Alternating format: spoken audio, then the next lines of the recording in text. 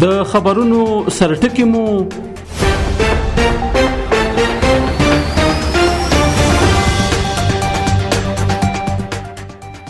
پر کونړ د پاکستان پوځي رژیم بریدونه ګڼ مالی او ځاني زیانونه اړولي دي. ننګرهار کې د شفتالانو حاصلات له 11,000 میټریک ټنه اوښتي. د فاریاب والي د مخابراتو او معلوماتي ټکنالوژي وزیر وټاکل شو. د هرات په اسلام کلا بندر کې د قرنطین د یو مرکز د بنسټ ډبره کې خودل شو. په بغلان کې د سیلابونو له کبله د خنجان بنو تړل شوی لار بیا پرانستل شو. په مشهد کې د افغانستان جنرال کونسل او د ملګرو ملتونو د کډوالو د عالی کمشنرۍ د مشرکتنه او سپاهي پاسداران وایي ټرمپ باید له ناشونی پوځي عملیات او بد تړون څخه یو وټاکي.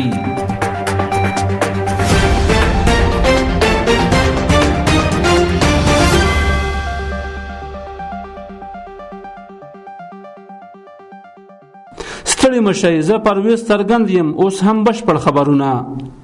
په کونړ کې پر ذکر کې تصویرما پرتا د انګام ولسوالۍ کې د پاکستان پوځي رژیم د ولسی خلکو کورونه، ښوونځي، روغتیايي مرکزونه او جماعتونه په نښه کړي چې د نور مالی زیان سربیره یې 11 ولسی وګړو ته هم مرګ ژوب لاړولې ده.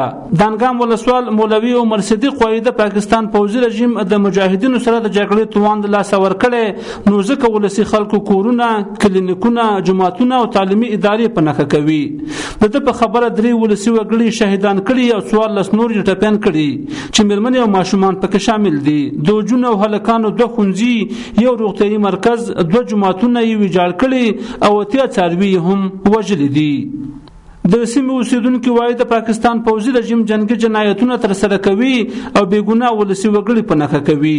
دوی غوښتنه کوي چې نړیوال د په دغه وحشت سترګې نه پټوي. د ننګرهار کرنې اوبو لګولو او مالداري ریاست د معلوماتو له مخې سږ کال دغه ولایت په 22 ولسوالیو کې پر 2021.5 جریبه ځمکه د شفتالانو باغونه کرل شوي چې اټکل کېږي له دغه باغونو څخه به شاوخوا 11,320 میټریک ټنه حاصل ترلاسه شي. د یاد ریاست مسؤلین وایي تیر کال پر 1991.5 جریبه ځمکه شفتالان کرل شوي وو چې ترې 11,223.4 میټریک ټنه حاصل ترلاسه شوی وو. دوی زیاتوي د شفتالانو د حاصلاتو راټولولو، بسته‌بندۍ او نورو اړوندو برخو کې زرګونو هیوادوالو ته په مستقیم او غیر مستقیم ډول د کار زمینه هم برابره شوې ده. همدارنګه د ننګرهار د شفتالانو حاصلات د هیواد نورو ولایتونو ته هم لیږدول کیږي. مسؤلین وایي په ننګرهار کې د شفتالانو بیلابیل ډولونه کرل شوي چې د کیفیت له پلوه د نورو هیوادونو له شفتالانو څخه غوره دي او په مناسب وخت کې حاصل ته رسیږي. د نورستان په مرکز پارون کې اټوما مخابراتي شبکې د لومړي ځل لپاره د یو لړ مراسمو په ترڅ کې خپل رسمي فعالیت پیل کړ. په دې مراسمو کې د شبکې مسؤلینو سربیره د ولایت مرستیال والی، د مخابراتو او معلوماتي ټکنالوژي رئیس او یو شمېر ځایي اوسیدونکو ګډون درلود. د مخابراتو رئیس مولوي احمد خالد فاتح وویل دا شبکه اوس مهال په پارون کې غږیز او انټرنیټي خدمات وړاندې کوي او پلان لري چې په نږدې راتلونکي کې خپل خدمات د ولایت ټولو ولسوالیو ته وغځوي. مرستیال والی مولوي فیصل مختار هم د دې شبکې هرکلی وکړ او دا د مخابراتي اسانتیاو د پراختیا لپاره مهم ګام وباله. هغه زیاته کړه چې د اسلامي امارت له حاکمیدو وروسته په دې ولایت کې د مخابراتو په برخه کې د پام وړ پرمختګ شوی او هڅې روانې دي چې د دې ولایت ټول اوسیدونکو د مخابراتي خدماتو برخمن شي. بل ورته ځایي اوسیدونکو هم د دې شبکې په فعالیتو خوښي څرګنده کړې او دا یو ارزښتناک پرمختګ بللی دی. د اسلامي امارت د مشرتابه د فرمان پر بنسټ په نویو اعلان شویو تشکیلاتو کې د مخابراتو او معلوماتي ټکنالوژي وزیر حمدالله نعماني له دغه دندې لري او پر ځای د فاریاب والی عبدالاحد فضلي ټاکل شوی دی. په تازه ټاکنو کې د ښاغلي نعماني د بل مسؤلیت په اړه څه نه دی ویل شوي. په نویو تشکیلاتو کې چې شمېر یې 19 ته رسیږي، د ارشاد حج او اوقاف وزارت مرستیال، د ځینو ولایتونو والیان، د والیانو مرستیالان، امنیه قومندانان او نور امنیتي او اداري بستونه شامل دي چې عدلون بدلون پکې راغلی دی. د قانون پټرولیم وزیر هدایت الله بدری د فاریاب د کوهستان ولسوالۍ په سیکو سیمه کې د پولي میټال کان د استخراج قرارداد د 10 کلونو لپاره له یو کورني شرکت سره لاسلیک کړ.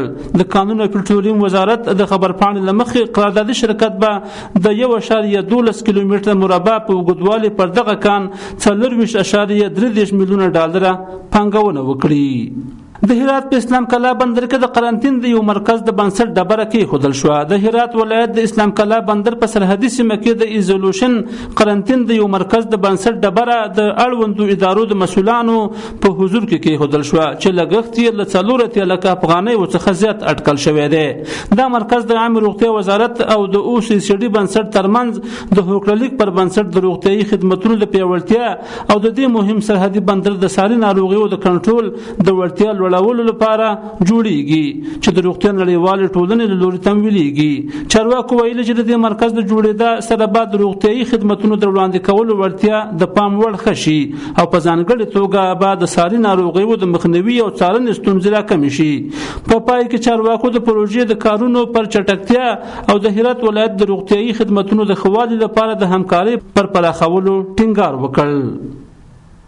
په بغلان کې د سیلابونو له کبله د خنجان بنو تړل شوی لار بیا پرانستل شو. د ټولګټو چارو وزارت ویان محمد اشرف حق شناس ویلي نن سهار د بغلان ولایت د خنجان بنو ولسوالۍ لار چې د سیلابونو د راوتلو له کبله په څو ځایونو کې د ټرافیکو پر مخ تړل شوی و د دغه ولایت د ټولګټو چارو ریاست په هڅو د تګ راتګ لپاره بیرته پرانستل شو.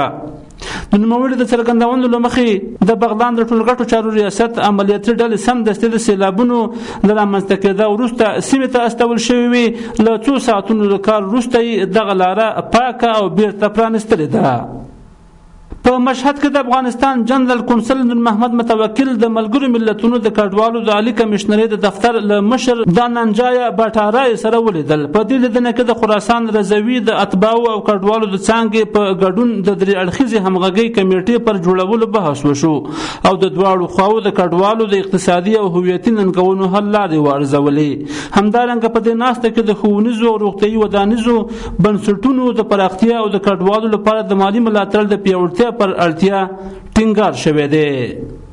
او ورسته خبر دا چې د ایران له لوري امریکا ته د جګړې د پای ته رسولو لپاره د 14 مادهیزې طرحې له لیږلو وروسته د سپاهي پاسداران د استخباراتو سازمان اعلان کړی چې تهران د بندرونو د سمندري محاصرې د پای ته رسولو لپاره پینټاګون ته ضرب الاجل ټاکلې یا د ادارې ټینګار کړي ټرمپ باید د یوې ناشونې پوځي عملیاتو یا له ایران سره د یو نامطلوب تړون ترمنځ یو وټاکي.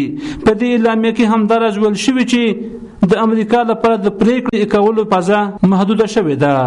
قدرمنو اوریدونکو دا اوس تاسو لپاره زموږ د دې مهال خبرونه چې ما پرویز څرګند ته وړاندې کړل. بیا چې زه په بل خبري ساعت کې حاضرېږم تاسو په لوی الله سپارم. هر چیرې چې یاست خوشاله اوسئ.